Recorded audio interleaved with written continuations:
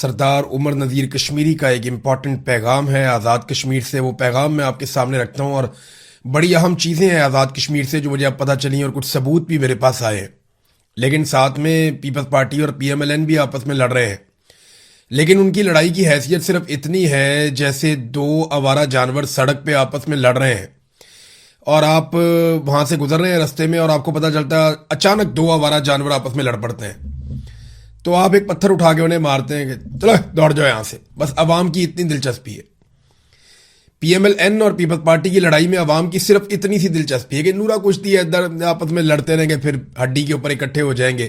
ایک ہی ان کا مالک ہے, یہ وہیں جا کے دم ملائیں گے, وہیں جا کے جو ہے وہ یہ بوٹ چاٹیں گے اور کچھ بھی نہیں کریں گے. ان کی اتنی اوقات ہے, لوگ ان کو سیریس نہیں لے رہے. لیکن اصل معاملہ تو لاشیں گرنے کا ہے جس سے توجہ ہٹانے کے لیے یہ آپس میں جعلی لڑائی کر رہے ہیں. عمر نذیر کشمیری نے بتایا کہ پاکستانی گورنمنٹ کی جانب سے بدترین جارحیت کی گئی ہے, اسٹریٹ فائر کیے گئے ہیں. اطلاعات کے مطابق 3 دن میں 40 سے زائد شہادتیں ہو چکی ہیں, سینکڑوں افراد زخمی ہو چکے ہیں. بدترین دہشت گردی کی گئی ہے. وہ ہتھیار استعمال کیے گئے جو لائن آف کنٹرول پر ہونے چاہیے, جو ہندوستان پہ استعمال ہوتے ہیں. جدید ہتھیاروں کا استعمال جموں کشمیر کی نہتی عوام پر کیا گیا. یہ بہت بڑا ظلم اور بربریت ہے. نہ ہماری لڑائی پاکستان کے ساتھ ہے, نہ پاکستانی فورسز کے ساتھ لڑائی ہے, نہ ہی پاکستانی اداروں کے ساتھ ہے, اور نہ ہی ہم پاکستان کے خلاف ہیں. ہم اپنے بنیادی حقوق کی جدوجہد کر رہے ہیں. ہم تعلیم, صحت, انفراسٹرکچر, اپنی جو بنیادی ضروریات ہیں وہ ہم اپنے حق کے ملکیت کے لیے, حق حکمرانی کے لیے ایک پرامن سٹرگل ہم کر رہے ہیں. اور یہ ہمارا ایک احتجاج ہے, پرامن ہے, وہ چل رہا ہے. تو ساتھ انہوں نے یہ بھی بتایا کہ ان کا جو یہ ایک چہرہ انہوں نے بنایا ہوا تھا چھوٹا بھائی بڑا بھائی پاکستان کشمیر کا, وہ بھی بے نقاب ہو گیا پوری دنیا کے سامنے. بھارتی فوج کی طرف سے ہمارے جموں کشمیر کے عوام پر جو ظلم و بربریت ہوتا ہے, یہاں کا ظلم اس سے کئی گنا زیادہ ہو چکا ہے. پچھلے 53 دنوں میں ہماری 100 سے زائد شہادتیں ہو چکی ہیں, 1000 سے زائد زخمی ہو چکے ہیں. یہ تو بڑی خوفناک سچویشن ہے جو عمر نذیر کشمیری صاحب بتا رہے ہیں. ان کے اپنے بھائی بھی شہید ہوئے, لیکن دیکھیں اس کا بھائی شہید ہوا ہے, اس کے 4-5 جملوں میں آپ کو پوری بات سمجھ آ جانی چاہیے کہ قصور ملٹری اسٹیبلشمنٹ کا ہے, جوائنٹ ایکشن کمیٹی والوں کا نہیں ہے. وہ کیا کہہ رہا ہے ابھی بھی آپ اس کی بات کو غور سے سنیں. نہ ہماری لڑائی پاکستان کے ساتھ ہے, نہ پاکستانی فورسز کے ساتھ ہے, نہ پاکستانی اداروں کے ساتھ ہے, اور نہ ہی ہم پاکستان کے خلاف ہیں. ہم اپنے بنیادی حقوق کی جدوجہد کر رہے ہیں. یہ عمر نذیر کشمیری نے کہا. اس بات کو سمجھنا چاہیے پاکستانی ریاست کو, اور ریاستی اداروں کو, اور پاکستانی لوگوں کو. لیکن کوئی بات کو سمجھنے کے لیے تیار نہیں ہے. عالمی میڈیا ان خبروں کو چھاپ رہا ہے. نیو یارک ٹائم نے اس کو چھاپا, گارڈین نے اس کو چھاپا, الجزیرہ میں چھپی ہے. باقی انڈیا تو ان خبروں کو بہت اٹھاتا ہے. پوری دنیا کے جو بین الاقوامی اخبارات ہیں وہاں پہ یہ خبریں چھپ رہی ہیں, اور پوری دنیا میں اس وقت احتجاج کی منصوبہ بندیاں ہو رہی ہیں. پاکستان تحریک انصاف کے لوگ ہوں یا اوورسیز کشمیری ہوں, یہ برطانیہ سے لے کے یورپ تک بہت بڑے احتجاج پلان کر رہے ہیں. آنے والے دنوں میں آپ کو امریکہ میں, یورپ میں, کینیڈا میں, آسٹریلیا میں, یعنی جہاں جہاں پاکستانی موجود ہیں آپ کو وہاں پہ, سوائے ان ملکوں کے جہاں پہ ڈکٹیٹرشپ ہے, اس کے علاوہ آپ کو بہت سارے ممالک میں احتجاج کی خبریں ملیں گی. جرمنی میں ایک بڑا احتجاج پلان کیا گیا ہے. اسی طرح ایک احتجاج کی پلاننگ میں سن رہا تھا کہ اسپین میں کی گئی ہے. اٹلی میں احتجاج کی تیاریاں ہیں. تو ہر جگہ پہ یہ اگست کے مہینے میں آپ کو بہت زیادہ احتجاج سننے اور دیکھنے کو ملے گا. یورپی ممالک میں, امریکہ میں, برطانیہ میں, ہر جگہ آپ دیکھیں گے کہ لوگ نکل نکل کر احتجاج کریں گے. اور احتجاج اس وجہ سے بھی کہ عوام کے حق پہ ڈاکہ ڈالا گیا ہے. ابھی یہ پی ایم ایل این اور پیپلز پارٹی ان کی لڑائی سے کم ایک فائدہ ضرور ہوا کہ ان دونوں نے مل کر عاصم منیر صاحب کا جو کردار ہے اس کو بے نقاب کیا. پیپلز پارٹی بتاتی ہے کہ کس طریقے سے عاصم منیر صاحب نے پاکستان تحریک انصاف کا جیتا ہوا الیکشن کمیشن کو حکم دے کے چوری کروایا اور وہ پی ایم ایل این کی جھولی میں ڈال دیا. اسی طرح پی ایم ایل این بھی بتاتی ہے کہ کس طریقے سے پیپلز پارٹی نے عاصم منیر صاحب کے ساتھ مل کر پی ٹی آئی کا مینڈیٹ چوری کیا. ایکچولی تو مینڈیٹ ان ساروں نے پاکستان تحریک انصاف کا چوری کیا ہے.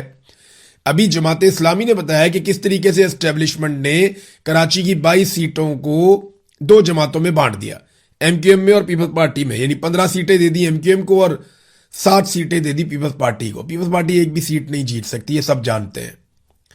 ایم کیو ایم کی بھی الطاف حسین کے بعد کوئی حالت نہیں ہے، یہ بھی سب جانتے ہیں۔ پی ٹی آئی کی سیٹیں تھیں، ان سے چھین لی گئی، لیکن اچھی بات یہ ہے کہ پیپلز پارٹی اور پی ایم ایل این کی لڑائی میں ان دونوں نے مل کر فیلڈ مارشل صاحب کا جو کردار تھا سیاسی، اسے بڑے پیمانے پر بے نقاب کیا ہے، اور ان دونوں نے بتایا کہ کس طریقے سے فیلڈ مارشل نے ان دونوں کی مدد کی ہے۔ یعنی Peoples Party P M L N کے پول کھول رہی ہے، P M L N Peoples Party کے پول کھول رہی ہے، اور یہ وہ اس لیے کر رہے ہیں تاکہ جو لاشیں گر رہی ہیں آزاد کشمیر میں ان کے اوپر پردہ ڈالا جا سکے۔ اب 100 کے قریب لاشیں گر گئی ہیں بقول عمر نذیر کشمیری صاحب کے۔ سینیٹر مشتاق جو ہیں وہ دستور لاپتہ ہیں، وہ احتجاج کرنے کے لیے کشمیر جانا چاہتے تھے، انہیں نہیں جانے دیا، انہوں نے وہیں پہ کھڑے ہو کے ناکے کے پاس احتجاج کیا، واپس جا رہے تھے، ان کو اغوا کر لیا گیا۔ اب جب میں یہ ویڈیو کر رہا ہوں تو اب تک ہمیں نہیں پتا کہ سابق سینیٹر مشتاق صاحب کہاں ہیں۔ وہ ہمیشہ ہیومن رائٹس کے لیے آواز اٹھاتے ہیں، کمزور طبقات کے لیے بولتے ہیں، ہمیشہ انہوں نے کشمیر کے لیے اور فلسطینیوں کے لیے آواز اٹھائی۔ 2 مرتبہ اسرائیل نے بھی انہیں گرفتار کیا، باقاعدہ وہ ان کی حراست میں رہے، ان کے تشدد کا سامنا کیا، لیکن آپ دیکھیں کہ سینیٹر مشتاق انہیں بھی اغوا کر لیا گیا ہے۔ یہ ہے ناظرین صورتحال۔ تو اگست میں بہت سارے احتجاج ہوں گے، وہ آپ دیکھیں گے۔ ایک اور چیز ناظرین، فالس فلیگ آپریشنز، کچھ ویڈیوز ایسی ہیں ہمارے پاس جہاں پہ نقاب پوش لوگ گاڑیاں توڑ رہے ہیں آزاد کشمیر میں، نقاب پوش لوگ سادہ کپڑوں میں فائرنگ کر رہے ہیں آزاد کشمیر میں، لیکن کیونکہ جو آزاد کشمیر کے نوجوان ہیں انہیں ایک بات سمجھ آ گئی ہے کہ آپ نے ویڈیو بنانی ہے اینڈ تک اور ثبوت اکٹھے کرنے ہیں، تو یہ نقاب پوش لوگ جب فائرنگ وائرنگ کرتے ہیں اور ان کی ویڈیو بنائی جاتی ہے تاکہ بعد میں یہ کہا جا سکے کہ یہ دیکھیں آزاد کشمیر کے لوگ فائرنگ کر رہے ہیں، تو جو کشمیری نوجوان ہیں وہ ان کی ویڈیو بناتے رہتے ہیں، حتیٰ کہ یہ سیکیورٹی فورسز کے پاس جا کے کھڑے ہو جاتے ہیں۔ یعنی کسی جگہ پہ نقاب پوش افراد آتے ہیں، وہ آ کر فائرنگ کرتے ہیں، اور اس کے بعد وہی والے نقاب پوش افراد جو ہے وہ سیکیورٹی فورسز کے ساتھ کھڑے ہوئے گپے لگاتے ہوئے بھی دکھائی دے دیتے ہیں، یا ان کے ساتھ آتے ہوئے اور جاتے ہوئے بھی دکھائی دیتے ہیں۔ تو یہ آزاد کشمیر کے نوجوان جان پر کھیل کے ایک ایک ویڈیو بنا کے ثبوت اکٹھے کر رہے ہیں تاکہ فالس فلیگ آپریشن ان کے کھاتے نہ ڈالا جا سکے۔ ابھی کچھ سابق فوجی افسران ہیں، ان کے اکاؤنٹوں سے آرٹیفیشل انٹیلیجنس کی ویڈیوز شیئر کی گئی ہیں۔ ایک ویڈیو میں دکھایا گیا کہ کشمیری کھڑا ہے، وہ فائرنگ کر رہا ہے، اور باقی آس پاس کے لوگ بالکل ارریلیونٹ ہیں اس فائرنگ سے، بلکہ اس کے پاس سے ایک موٹر سائیکل والا 2 لوگ گزرتے ہیں، وہ اسی طرف جا رہے ہیں جس طرف کو وہ گولیاں چلا رہا ہے، اور وہ جا رہے ہیں ادھر کو۔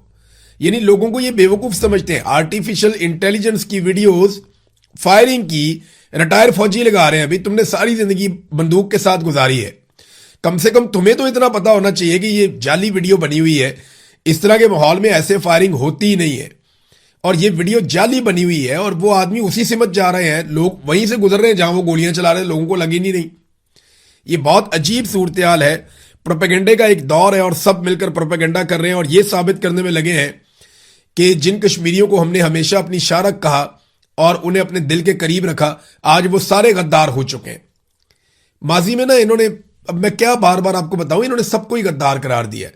سب سے پہلے قائد اعظم کو لاپتہ کر کے پہنچا دیا زیارت میں، نہ قائد اعظم سے پہلے نہ قائد اعظم کے بعد آج تک کسی کو بھی ڈاکٹر نے زیارت میں نہیں بھیجا، اکیلا قائد اعظم ہے جس کو زیارت میں بھیجا تھا، ٹی بی ہوگی، ان کا علاج وہاں پہ ہوگا۔ بھئی ان کو اتنی ہائٹ پہ آپ نے بھجوا دیا جہاں پہ ویسے ہی سانس لینے میں دشواری ہوتی ہے۔ تو یہ ایکچولی قائد اعظم کی ابڈکشن ہوئی تھی، انہیں جبری طور پہ لاپتہ کیا گیا تھا، یہ دعویٰ کیا جاوید ہاشمی صاحب نے، اور انہوں نے بڑی اچھے دلائل بھی دیے اپنے دعوے کے حق میں۔ فاطمہ جناح بھی غدار، لیاقت علی خان بھی غدار، ذوالفقار دی بھٹو بھی غدار، شیخ مجیب بھی غدار، پھر اس کے بعد جناب جتنے سیاستدان آئے، بے نظیر بھی غدار، نواز شریف بھی غدار، عمران خان بھی غدار، اور عبدالغفار بھی غدار، پھر جو آپ کا اے این پی ہے یہ بھی غدار ہے، ایم کیو ایم بھی غدار ہے۔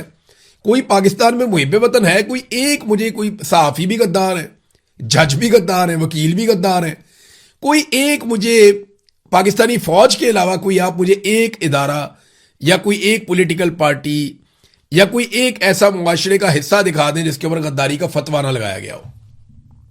باقی سارے ہی غدار ہیں۔ بس پاکستان کے جو ملٹری جنرلز ہیں جو ریٹائرمنٹ کے بعد فوری طور پہ بیرون ملک اپنے کاروبار سیٹ کرتے ہیں، صرف وہ غدار نہیں ہیں۔ وہ ملٹری جنرل جن کے بچے بیرون ملک پڑھتے ہیں اور بہت زیادہ پیسہ وہاں پہ وہ خرچ کرتے ہیں اپنے بچوں کو پڑھانے کے لیے، جو ان کی تنخواہوں سے بہت دور کی اور اوپر کی بات ہے، لیکن اس کے باوجود وہ غدار نہیں ہے۔ جزیرے خریدنے والے بھی غدار نہیں ہیں، بہت بڑی بڑی فوڈ چینز بنانے والے بھی غدار نہیں ہیں، ریٹائرمنٹ کے بعد بڑے اہم عہدے لے لینے والے بھی غدار نہیں۔ غدار صرف ہم لوگ ہی ہیں۔ بیوروکریٹ غدار ہوگا، پولیس والا غدار ہوگا، یہ بیچارہ محکمہ مال والا غدار ہوگا, کوئی سیاستدان غدار ہوگا, کوئی صحافی غدار ہوگا, کوئی مولوی غدار ہوگا, کوئی بیچارہ دینی شخص ہے وہ غدار ہوگا, پٹھان غدار ہوگا, مہاجر غدار ہوگا, پنجابی غدار, سب غدار ہو سکتے ہیں, لیکن کوئی جرنیل کبھی غدار نہیں ہو سکتا, غدار نہیں ہو سکتا. ان کے علاوہ سب کے اوپر یہ ٹھپا پاکستان میں بار بار لگایا گیا. اب ناظرین, سچویشن پاکستان میں یہ ہے کہ جن اداروں کو اس وقت دہشت گردی کے خلاف لڑنا تھا وہ آزاد کشمیر میں مار کٹائی میں لگے ہوئے ہیں, وہ بلوچستان میں مار کٹائی میں لگے ہوئے ہیں, وہ پاکستان تحریک انصاف کو دھمکیاں دے رہے ہیں کہ تم فائنل کال کی طرف جاؤ گے تو ہم بھی فائنل یہ کر دیں گے, تو آپریشن کر دیں گے, تو کریک ڈاؤن کر دیں گے. وہ بندوبست کر رہے ہیں کہ ججوں کو قابو کیسے کرنا ہے, وہ طریقے ڈھونڈ رہے ہیں کہ 28ویں آئینی ترمیم کیسے لے کر آنی ہے. آپ اندازہ کریں سیاست کیسے کرنی ہے, وہ اس میں لگے ہوئے ہیں. اور دوسری جانب آپ یہ ہنگو کا ایک انسیڈنٹ ہوا چیک پوسٹ کے اوپر, خزینہ چیک پوسٹ ہے ہنگو میں, وہاں پہ دہشت گردوں کا ایک بڑا خوفناک حملہ ہوا, جہاں ایک ڈی ایس پی دیار خان شہید ہو گئے. ان کے بارے میں جو ابتدائی اطلاعات آئی وہ یہ کہ یہ بڑی بہادری کے ساتھ لڑے ہیں. اللہ رب العزت ان کے اہل خانہ کو سب کو صبر عطا فرمائے, انا للہ و انا الیہ راجعون. ڈی ایس پی دیار خان صاحب نے بڑی بہادری کے ساتھ مقابلہ کیا اور وہ شہید ہو گئے. اور ان کے ساتھ اس دہشت گردی کے حملے میں 11 پولیس اہلکار بھی شہید ہوئے ہیں. اب یہ ابتدائی اطلاعات ہیں جو میں آپ کو بتا رہا ہوں. اس کے علاوہ 32 پولیس والے زخمی بھی ہو گئے ہیں. ٹی ٹی پی نے ذمہ داری قبول کر لی ہے اس واقعے کی, اور یہ دعویٰ کیا ہے کہ انہوں نے کچھ اہلکاروں کو اغوا بھی کر لیا ہے یا یرغمال بنا لیا ہے. یہ جو خبر ہے رفعت اللہ اور زئی صاحب نے بھی دی ہے, دیگر کچھ اور صحافیوں نے بھی دی ہے. اس کے علاوہ سوات کے علاقے میں بھی دہشت گردی کا واقعہ رپورٹ ہوا. تو یہ ملٹیپل انسیڈنٹس خیبر پختونخوا میں ہو رہے ہیں. بلوچستان چلے جائیں تو سرحدوں کو وہاں پہ ریگولیٹ کرنے کی بجائے ان کو بند کر دیا گیا ہے, جس سے بہت بڑے پیمانے پہ لوگوں کے سارے کاروبار بند ہو گئے. اب بلوچستان کا جو ضلع نوشکی ہے وہاں پہ کرفیو لگایا ہوا ہے, لوگوں کا کاروباری زندگی مکمل طور پہ بند ہے. تشدد اور اغوا کے واقعات بڑھ رہے ہیں, دہشت گردانہ کارروائیوں میں اضافہ ہو رہا ہے, روزگار کی بندش ہے, جرائم میں اضافہ ہو رہا ہے. بلوچستان کو تباہی کے دہانے پر پہنچا دیا ان لوگوں نے. اور آج بھی بلوچستان کا جو حل ہے وہ سیاسی لوگوں کے پاس ہے. ملٹری آپریشنز میں یا طاقت کے بلبوتے پہ یا ڈنڈا اٹھا کے یا گولی چلا کے آپ بلوچستان کے مسئلے کا حل نہیں کر سکتے. جبری طور پہ گمشدگیاں اس مسئلے کا حل نہیں ہے, بلکہ وہ خود ایک بہت بڑا مسئلہ ہے بلوچستان کا. سیاسی لوگوں کو جب تک مینڈیٹ نہیں دیا جائے گا یا موقع نہیں دیا جائے گا, عوامی منتخب نمائندے آگے نہیں آئیں گے, تب تک بلوچستان کے زخم نہیں بھریں گے, وہاں مسائل حل نہیں ہوں گے. اب ناظرین ایک اور چیز میں آپ کو بتاتا ہوں کہ یہ پاکستانی عوام کو تو کچلتے ہیں, مختلف قومیتوں کو تو کچلتے ہیں, لیکن جو پاکستان کا رس نچوڑ رہے ہیں, جو پاکستانیوں کا خون پی رہے ہیں, ان کو نہیں پوچھتے. مثال کے طور پہ یہ ایک رپورٹ آئی ہے اور سرکاری رپورٹ ہے, سرکاری اعداد و شمار ہے, سینٹ سے نکل کر آ گئے کمیٹی میں سے. اعداد و شمار یہ بتاتے ہیں کہ پچھلے سال آئی پی پیز کو جو ہم نے پیسہ دیا ان میں 1149 ارب روپیہ ہم نے انہیں دیا, جو بجلی انہوں نے بنا کر ہمیں دی اس کے بدلے میں. 1149 ارب روپیہ جو آئی پی پیز نے ہمیں بجلی بنا کر دی, ہم نے اس کے بدلے میں پچھلے سال دے دیا. لیکن 1800 ارب روپیہ جو اس سے کہیں زیادہ ہے وہ ہم نے آئی پی پیز کو دیا کیپیسٹی چارجز کی مد میں, یعنی جو بجلی انہوں نے کبھی نہیں بنائی اس کے بدلے میں ہم نے انہیں بجلی بنانے سے بھی زیادہ پیسہ دیا. 1149 ہم نے دیا بجلی کے بدلے میں, اور 1800 ہم نے دیا ارب, یہ ارب ہے, 1800 ارب یہ ہم نے دیا بجلی نہ بنانے کا پیسہ. پھر اس سال جو ہے وہ اپریل تک انرجی چارجز میں ہم نے 1023 ارب روپیہ دے دیا, اور اپریل تک ہم نے کیپیسٹی چارجز کی مد میں 1430 ارب روپیہ دے دیا. اب یہ 2000 ارب تک جائے گا جب سال پورا ہو جائے گا, آپ اندازہ کریں. یہ کیپیسٹی چارجز ہے. تو گزشتہ 5 سالوں میں جب سے شہباز شریف صاحب آئے ہیں اور آ کر بجٹ پیش کر رہے ہیں, ہم نے آئی پی پیز کو کل 7275 ارب روپے کے کیپیسٹی چارجز دیے ہیں. 7275 ارب روپے کیپیسٹی چارجز ہم نے دے دیے آئی پی پیز کو گزشتہ 5 سالوں میں. یہ پتا کتنا پیسہ بنتا ہے؟ یہ بنتا ہے 26 ارب ڈالر سے زائد. 26 ارب ڈالر, ایک ارب ڈالر کے لیے آپ ناک رگڑتے ہیں, کشکول لے کر پھرتے ہیں پوری دنیا میں, ایک ارب ڈالر کے لیے. اور یہاں پہ 26 ارب ڈالر آپ نے آئی پی پیز کو دے دیا. یہ آئی پی پیز 108 ہے. میرے خیال میں ان میں سے زیادہ تر آئی پی پیز کی اتنی کاسٹ ہی نہیں ہوگی جتنا پیسہ انہوں نے کیپیسٹی پیمنٹ کی مد میں لے لیا. یعنی ایک انہوں نے منصوبہ لگایا, اس کے اوپر جو مفت میں پیسہ ملا وہ پیسہ اتنا زیادہ ہو گیا کہ منصوبے کی لاگت بھی اس میں سے نکل گئی, اور حکومت نے جب یہ منصوبے لگائے گئے تو ان پہ بہت ساری ڈیوٹیاں اور چیزیں معاف کی تھیں. یعنی ان کے تو ساری انگلیاں گھی میں اور سر کڑھائی میں, اور ان کو پوچھنے والا کوئی نہیں ہے, کیونکہ یہ سارے کے سارے سیاستدانوں کے اور اسٹیبلشمنٹ کے لوگوں کے فرنٹ مین ہیں, اور یہ دن رات پیسہ بنا رہے ہیں اور جیبیں بھر رہے ہیں. یہ جو 108 آئی پی پیز ہیں, ان میں سے 75% ایسے ہیں جنہیں کبھی چیک ہی نہیں کیا گیا. یہ بھی انکشاف سینٹ کی قائمہ کمیٹی میں ہوا, ایمل ولی خان صاحب بتا رہے تھے. ان میں سے 108 میں سے 75 ایسے ہیں جن کا کبھی وزٹ ہی نہیں کیا گیا, جن کو چیک ہی نہیں کیا گیا. یعنی 75% ایسے ہیں, لگ بھگ 78 ہے ان کی تعداد, 78 یا 80 ان کی تعداد ہے جن کا کبھی وزٹ کیا ہی نہیں گیا. اندازہ کیجئے آپ, کوئی گیا ہی نہیں وہاں پہ دیکھنے کے لیے کہ یہاں پہ بجلی بن بھی رہی ہے یا نہیں بن رہی. بس وہ کہتے ہیں یہ بل بنا کر بھیج دیتے ہیں, وہ بل ہمیں ریسیو ہو جاتا ہے اور ہم انہیں پیمنٹ کر دیتے ہیں, اور جو پیمنٹ نہیں کرتے وہ پینڈنگ ہو جاتی ہے. اب آپ اندازہ کریں کہ کوئی چیک کرنے والا بھی نہیں ہے انہوں نے کتنی بجلی بنائی, کیسے بنائی, کتنے کی بنائی, کس طرح ڈیلیور کی, کہاں پہ وہ بجلی گئی. یہ بل بنا کر دے دیتے, وہ پیسے دے دیتے ہیں انہیں, اور کیپیسٹی پیمنٹ بھی دے دیتے ہیں انہیں. یہ اس طریقے سے پاکستان کے اندر نظام چل رہا ہے, اور یہ تسلیم کیا گیا قائمہ کمیٹی کے اندر کہ جناب ہم نے اس کا وزٹ نہیں کیا, ہم نے اس کو نہیں دیکھا. قرضوں کے حالات ہمارے کیا ہے, ذرا یہ بھی جاتے جاتے آپ کو میں بتا دوں اس وقت, کیونکہ یہ بہت بڑی خبر ہے, آپ کے ساتھ شیئر ضرور مجھے کرنی چاہیے. قرضوں کے حوالے سے اس سال, یہ جو اب رواں مالی سال شروع ہو گیا, اس سال ہم نے 21 ارب ڈالر کے قرضے واپس کرنے ہیں. اب ہم کتنے رول اوور کروا سکتے ہیں, یعنی معافی کروا لیں گے, سر اس سال واپس نہیں کریں گے, اگلے سال واپس کر دیں گے, تو وہ اگلے سال کے اندر شامل ہو جائیں گے. پھر اگلے سال 21 نہیں ہوگا, اس سے بہت زیادہ ہوگا. تو اس سال ہم نے 21 ارب ڈالر جو ہے وہ واپس کرنے ہیں قرضوں کی بات میں. ہم 1-1 ارب ڈالر کے لیے ترستے ہیں. ہم نے ابھی یو اے ای کا تھوڑا سا پیسہ واپس کرنا تھا, تو ایسی تیسی پھری ہوئی تھی. لگ بھگ کوئی 200-250 ملین ڈالر, یعنی 1 ارب ڈالر کا چوتھا حصہ شاید, یا اس سے بھی کم, ہم نے کویت کا دینا ہے, اور 97 سے دینا ہے.